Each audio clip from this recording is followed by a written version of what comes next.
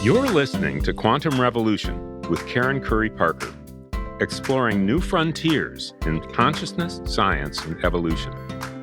Join us in intimate conversations with cutting-edge scientists, spiritual leaders, artists, disruptors, and visionaries who are working towards reframing the narrative of our future by healing the rift between spirituality and science, reclaiming creativity, and laying the foundation for a new world. And now, here's your host, Karen Curry Parker. The frustrating part of science is that it takes time. It takes time to validate an experimental process, duplicate the process enough times to verify the results are relatively predictable, and to calculate and demonstrate the statistical probabilities. This is probably the single biggest collective confusion and frustration that we are facing right now. Science takes time. And when it feels like we don't have time, it makes it hard for us to wait for the science. When it comes to doing research about health and wellness, it's hard to wait out the time for scientific validation for compassionate reasons.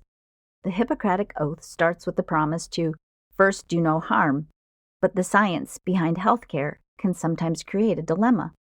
What if the doing no harm means taking a risk and implementing something that seems anecdotally harmless and truly beneficial before science has the time to validate a healthcare innovation? When people are hurting, sick, or in the worst case scenario, dying, as healers, we have to sometimes take a calculated risk. Sometimes we have to stand in both places at once.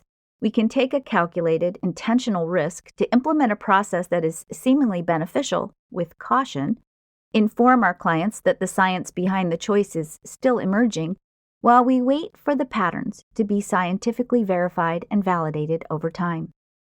This process takes pioneers who are willing to take a leap of faith.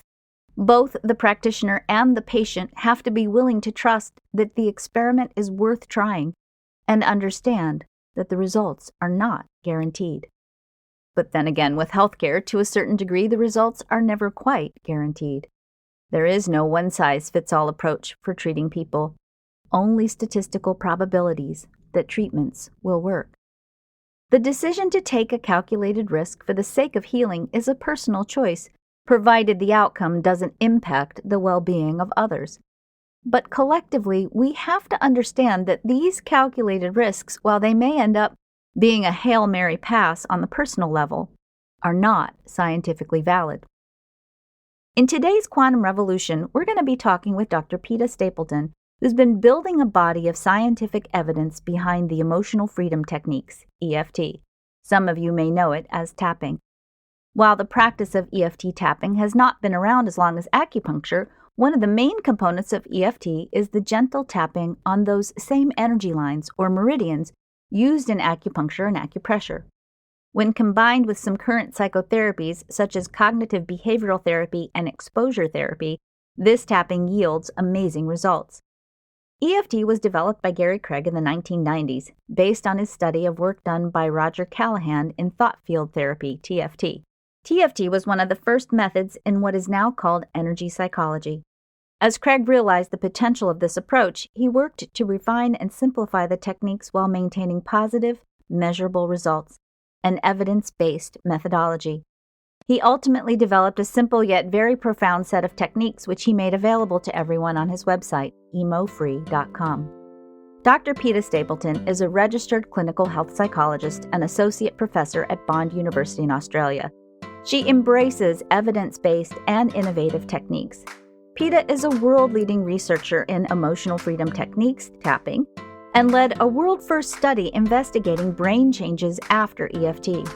She was awarded the Harvey Baker Research Award for meticulous research and was named 2019 Psychologist of the Year by the Australian Allied Health Awards.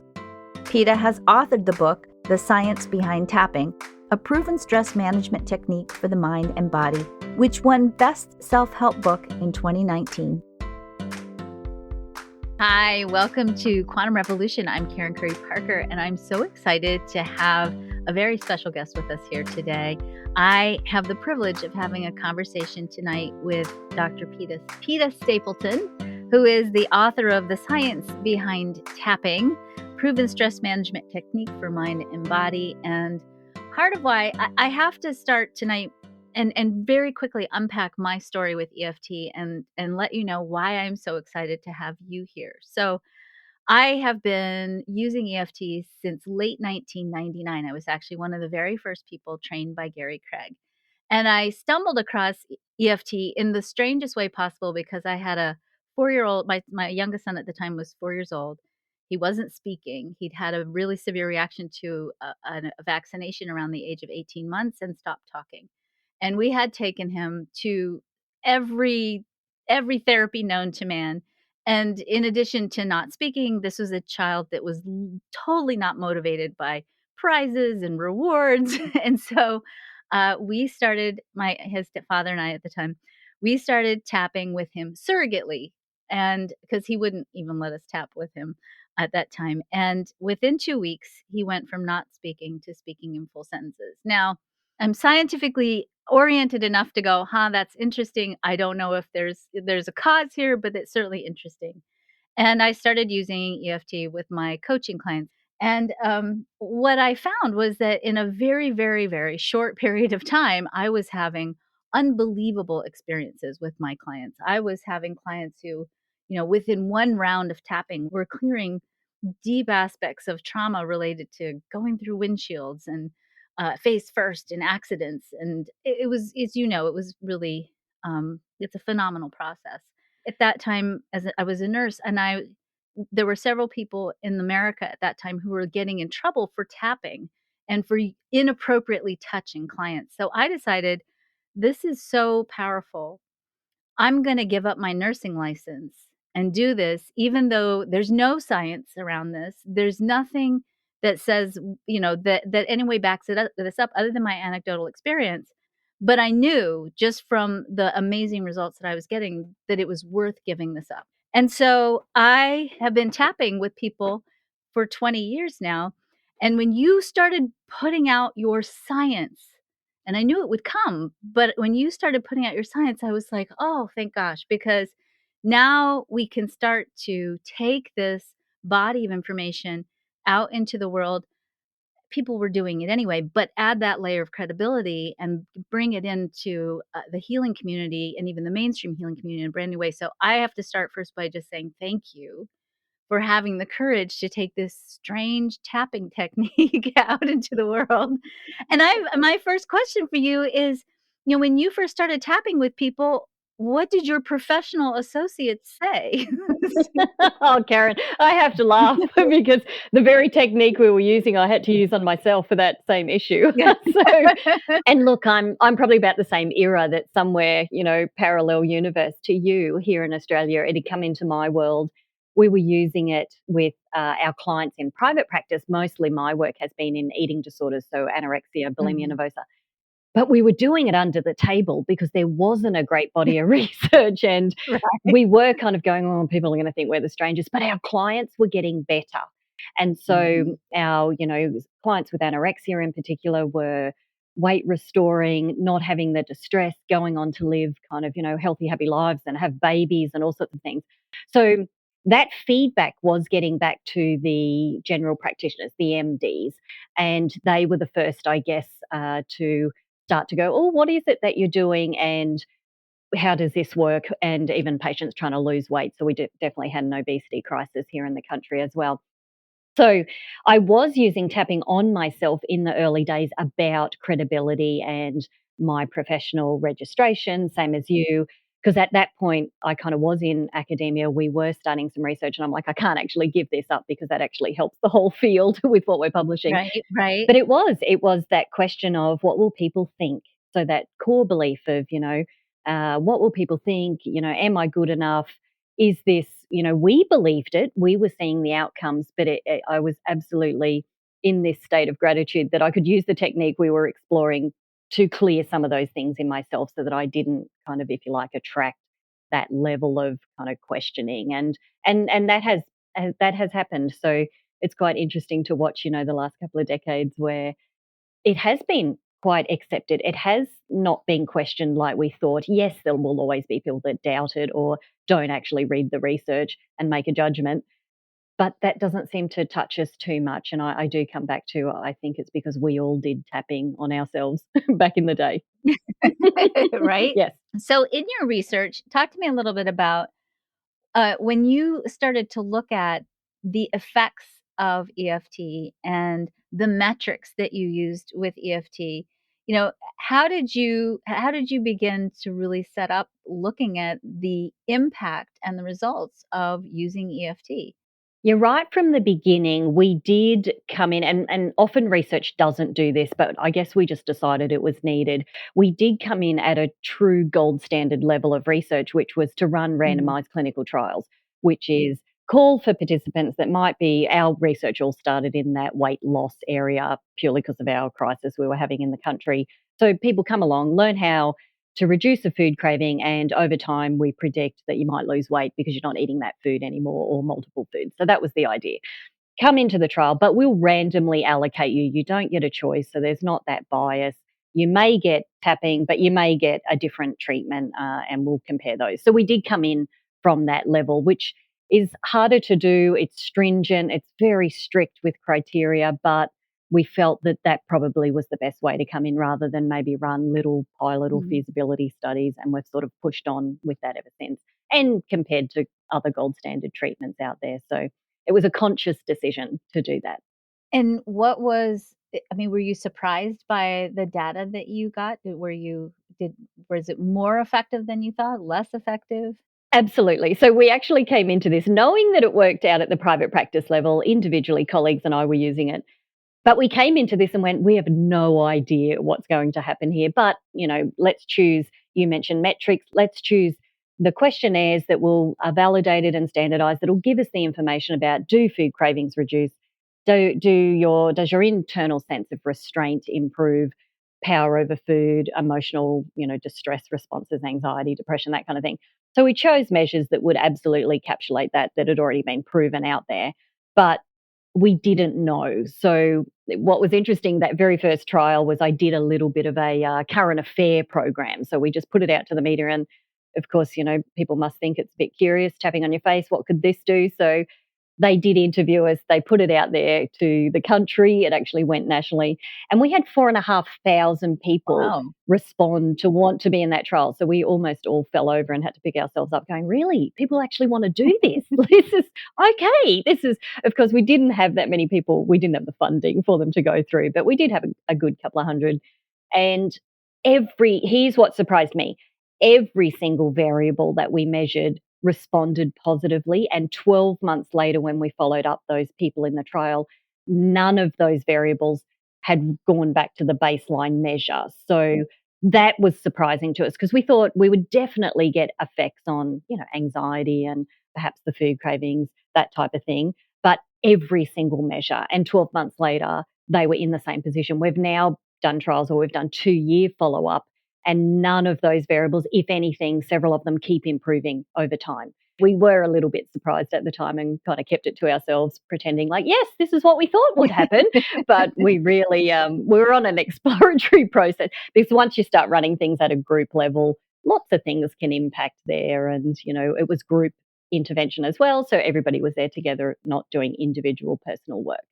Beautiful. So I'm gonna dig a little bit here because we're talking to a lot of scientists this season who are doing research, and we're talking to a lot of scientists this season who are talking about the research process itself, and not so much research itself, but the process of, say, getting funding for research or participating in scientific standards that are endorsed by very complex peer reviewed systems that sometimes repress innovation, and oftentimes, especially in the field of medical research, sometimes repress innovations that don't necessarily end up being largely profitable for a huge company. I mean, EFT is really not something that's going to create a lot of profit. First of all, I just want to know, is it the same way in Australia as it is in the United States? Yes, absolutely. Yes. Yes, all of that. Yes. As you continue to sort of push the edges of the frontier of research with this, do you get any kind of blowback or any kind of resistance from the scientific community, even though the data says? At the funding level, absolutely. So it is still, even several decades later, with over 65 clinical trials published, over 250 papers in the field generally, we still find it very difficult to attract mainstream funding. So we just get used to the amount of rejections that come back, even with the data that is sitting there, like you say. So that is incredibly difficult still. And we do have a lot of people in our clinical trials that volunteer their time to either deliver interventions or be research assistants. And we wouldn't have got this far without that. But I don't think people realize that a lot of what's driven this is the belief of other people volunteering their time because we don't have the funding to pay them, but to push the field ahead. And the other part is the publication process. So we absolutely have in recent years targeted the highest quality journals. So there are lists that sort of govern that. And obviously that's looked at a government level here in Australia. And we have targeted those. It's harder to get published, but they're all peer reviewed regardless. They are obviously people that perhaps know nothing about EFT in general when they're reviewing those papers. So we have to make sure the way everything's described is for a newcomer that has never heard of it. But we have had success. And I think once you've had one success, then it's easier to follow through. So the American Psychological Association, the APA, which is our gold standard, did publish our cortisol replication trial. So we replicated a trial in 2019 and we actually got better outcomes than the original one. So the fact that the APA published that in one of their journals is a sign and one that we can use in future publications to sort of say, well, hey, it actually has been acknowledged, that type of thing. Just, in the context of the history, it was definitely the APA in the beginning that was sort of squealing like, wait, you can't do this with people. So in in the tapping that you do, and I know that every case is different and everybody's different and everybody has a different experience. But if you were going to summarize through the tapping process, some of the aspects that you find keep people in pain, is there a general category that you think keeps people in pain, whether it's a eating disorder or an anxiety disorder or a traumatic stress response? Is there some core issue that you see repeating over and over again? If I had to generalize it, and just from all, because now we've done trials in lots of different clinical condition areas, I would say that somewhere, and it may not be at the beginning, but somewhere we will be trying to get to the protective purpose for keeping a certain behavior or response. So that's the way we talk about it, more so than old language might be secondary gain. But we would say if it's not shifting, because we don't know what will happen when we start tapping, we will start to try to find the reason that it would be a good idea to actually keep this behavior or response that someone's having, even though on the surface they absolutely want this symptomology gone or this level of distress gone or pain, that type of thing. We will actually be trying to get to that somewhere. And at some level, that probably is the reason that most of us keep old behaviors going and patterns in our life, because we haven't got to what that core is there. And that's one nice, gentle way to sort of come into it. So all of our clinical programs would be getting to that at some point. I love that reframe though, because I think it really allows us sometimes to be more self-compassionate and to really adopt a perspective that sometimes what we sort of loosely refer to as self-sabotage is oftentimes just a protective identity that's trying to keep you safe from re-experiencing something. Absolutely. So, all right, you've done other studies now in other areas. What are some of the other areas that you've experimented with using EFT with? So we spent about a dozen years in that food craving space and literally looked at every application possible of tapping for, weight loss, food cravings. So everything from online delivery to self-paced to, in person, did the full work. Then we moved into, we have run quit cigarette smoking trials, which is very similar. Clinical depression. So we actually worked with people that were clinically diagnosed with major depressive disorder. We've actually worked with cancer patients here locally with an integrative health service. So we've actually been supporting cancer patients in the last 12 months as they go through their traditional cancer treatment. So we've been able to work with them on their diagnosis, meaning in life, symptomology, coping with treatment, that type of thing. That's been profoundly successful. And we've most recently spent the last 18 months working in the chronic pain space. So we actually concluded just several days ago an MRI study in the area of chronic pain with EFT. So we actually have been able to measure MRI changes, and I'll know within the next couple of months what that looks like. So we've also included vagal tone measurements. So we've moved really into a lot of physiological biochemistry measurements in the EFT world, and certainly we've been doing that in the chronic pain space over the last 18 months. So quite exciting, the variety, and in parallel to that, we've also been in schools. So we've run several school trials for different academic stresses and perfectionism and things like that as well. Where would you like to see, if you were going to imagine, say, 10 years from now, EFT and the emotional freedom techniques, and where you would like for it to be, and how you would like to see it integrated? What would you imagine would be the ideal circumstance? I do think the next frontier is the level of acceptability, and that would mean somewhere like the APA Division 12 Task Force listing it as an evidence-based treatment on their website, and I can tell you that is in our sites. That then filters through to government organisations such as Medicare here in our country that then add it to their list so that registered healthcare professionals legitimately can use it with the rebates attached to it, that type of thing. I do think that's the next frontier. The translational gap in research tends to be about 17 years for a new emerging intervention to be accepted, and EFT is absolutely sitting right there. So we have had more than 15 years of clinical trial publications. We're almost sitting at that 17, 18-year mark. So EMDR, the eye movement, took about 20 years.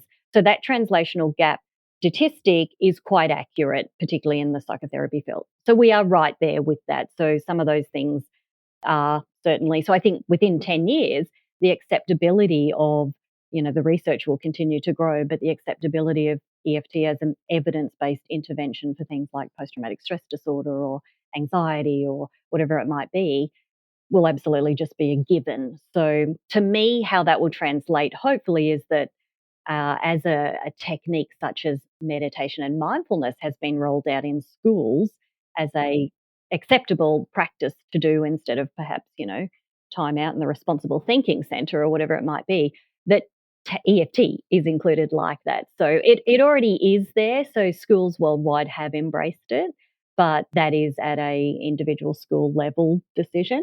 But I would hope that within the next 10 years, it's as accepted as what mindfulness is. The other thing I was thinking, when we talk about EFT, it's always interesting to watch. It's powerful to watch. It's obviously the research base is growing and thriving and expanding, and it's becoming more incorporated. And I know we always refer to it as that tapping thing. I think it's really beautiful, just because I know not everybody understands this, for you to illuminate for us, how exactly does this work? Yes, great question. And I think we've got a fair handle on it. I can tell you when I started out, we had no idea. Right. We were like, this seems to work. What we now know is we've got a parallel field of research that happens in acupuncture. And only a month ago, a study came out that was very comprehensive that showed by injecting dye, acupuncture points do exist as a physical vascular system in the body. As in, when we inject dye into somebody, there's a concentration at those known acupuncture points. So we're beyond energy and meridians now. And I don't even use that language when I talk about EFT.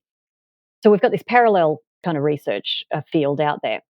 EFT now in the clinical research has actually shown that stimulation of those acupuncture points absolutely has an effect on the stress center in the brain, the amygdala. We see decreased activity with stimulation of acupuncture points.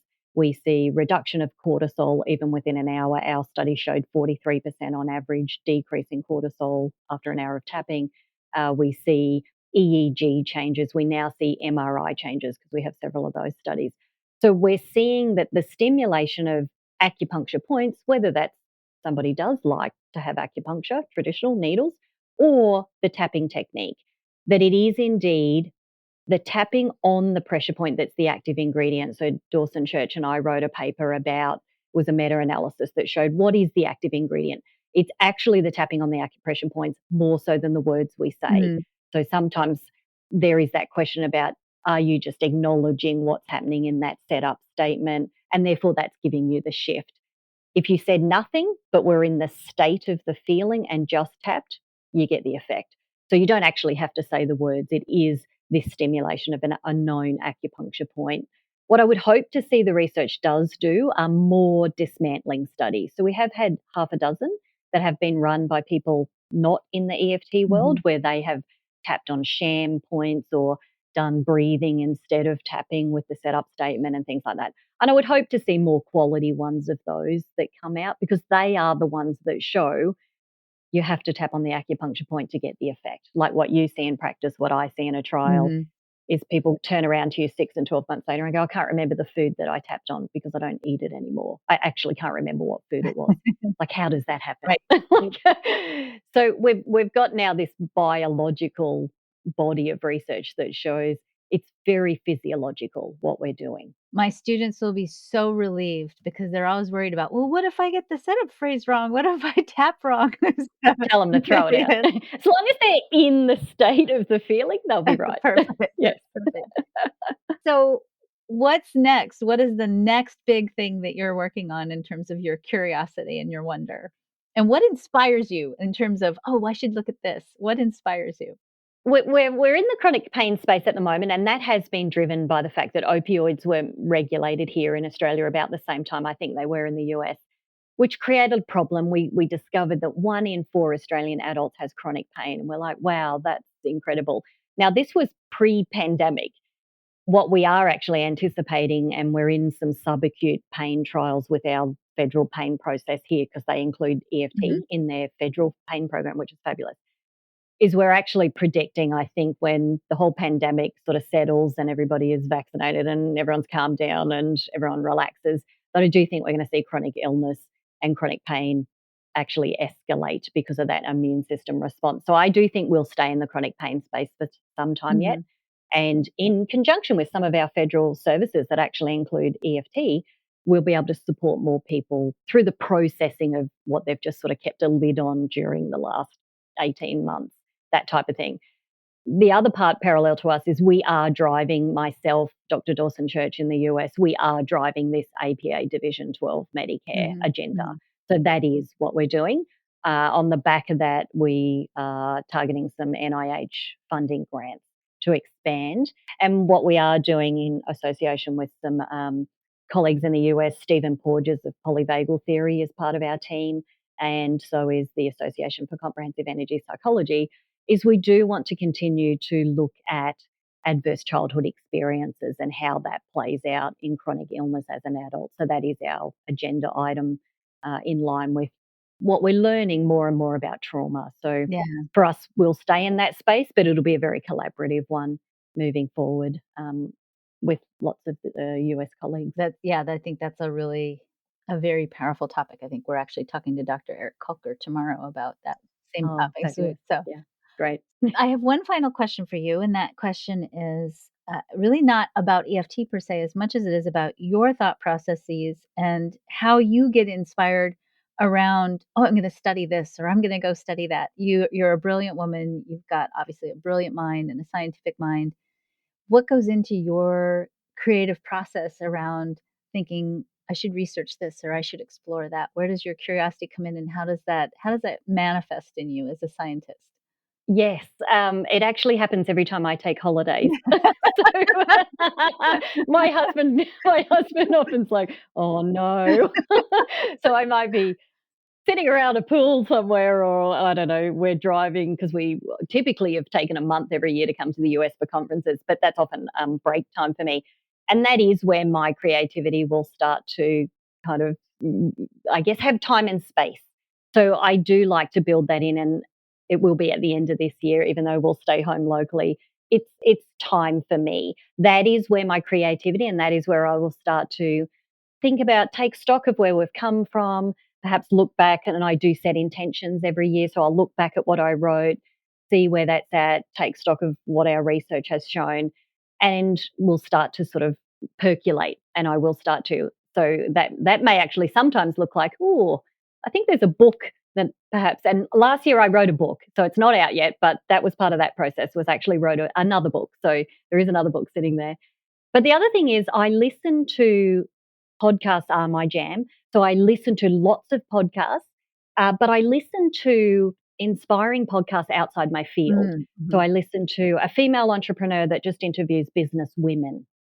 And I listen to her interviews, nothing to do with what I do. They're not, but that's where I'll often, and I will read books outside my genre. So I don't typically read a lot of psychology books in my spare time, but I'll read other types of books.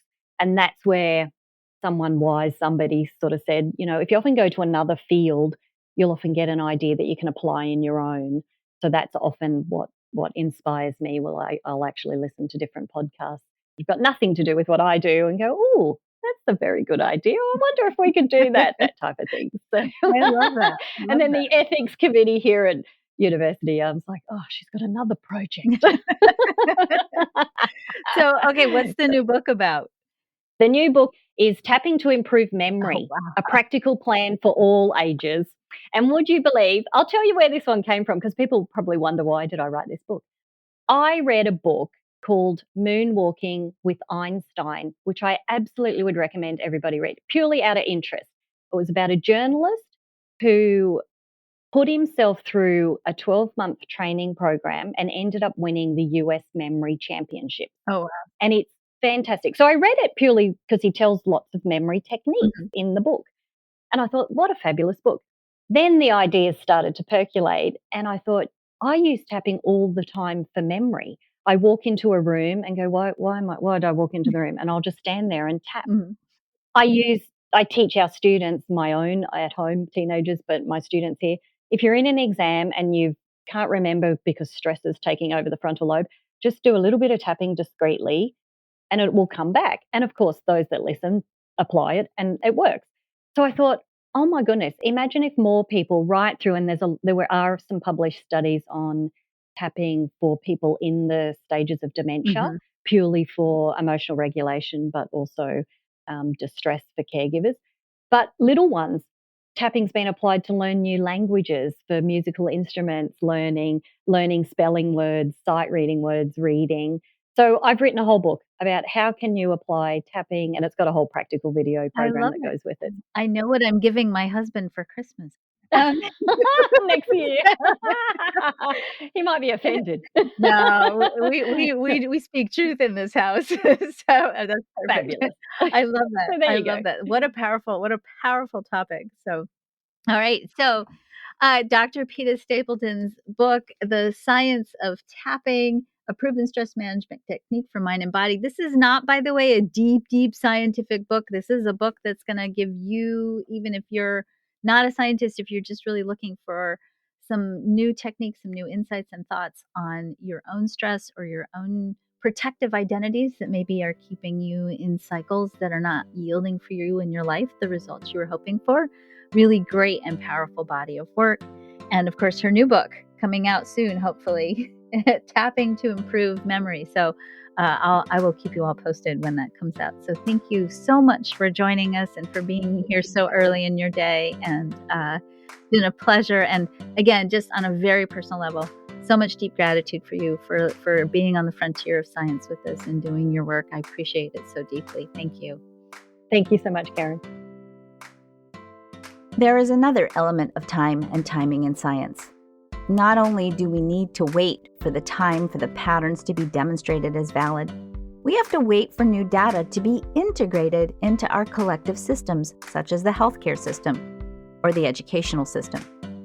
It is estimated that it takes approximately 26 years before new research is integrated into institutionalized systems. Think about that through the lens of healthcare. That means that if you are in pain, the solution to your pain might be 26 years out, even if the scientific data is actually already validated.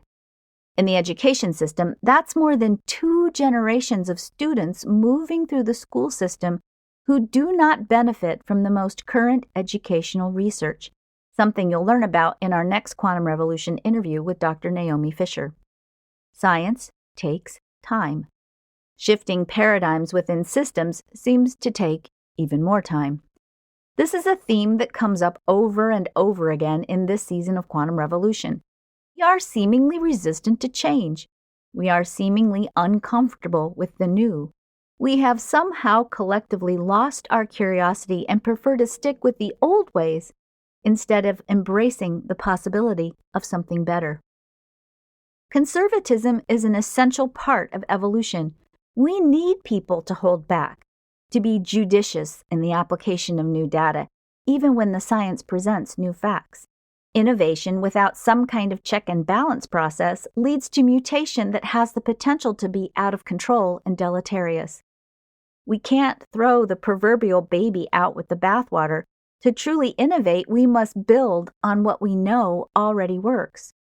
But we also have to guard ourselves against a fear of the new, the comfort of thinking we already have the answers, and the conditioning that causes us to only embrace answers that come from within a very tiny box. For a long time now, we've ignored the science, uncomfortable with what the data has been clearly informing us that we must change for us to continue living sustainably on our planet. Ignoring the hard data has put us in a position where the problems have outpaced the solutions, especially if we're strictly pulling solutions out of the box labeled materialism. Conservatism out of balance is closed-mindedness, a state of mind that allows fear, doubt, and suspicion to run the show, creating the divisive rift we are grappling with at this time on the planet. Change, real enduring change, and the science that supports it takes time. While we stand in the gap between what we hope for and what we can validate, we must cultivate faith, patience, our intuition, high intent, and a truly open mind. This is true for scientists and non-scientists alike. Change, by definition, requires leaving the past behind. It requires of us to disrupt the old narratives of what we thought was true. It demands of us that we consciously craft a narrative that is big enough and faith-filled enough to call us forward, and a mindset that is curious, open-minded, and willing to integrate the new. It is that very narrative that will call forth the facts, the science, to support our next right step, and reveal to us exactly what we need to do to heal the world. Thank you for joining me for the Quantum Revolution podcast. Please be sure to subscribe to this podcast on your favorite platform so you don't miss any of the amazing shows we have in store for you. If you want to learn more about how you can play your unique role in creating a better world, please visit quantumalignmentsystem.com. You'll find all kinds of resources, videos, and information about why living aligned with your true value is essential to healing the world. Thank you for joining us on Quantum Revolution with Karen Curry Parker. We hope you found this conversation inspiring.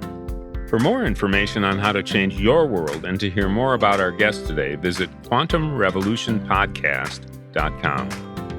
Make sure you follow us on your favorite podcasting platform so you don't miss a single episode of Quantum Revolution. We'll see you next time for some more groundbreaking conversations with Karen and her guests. How will you impact your world today?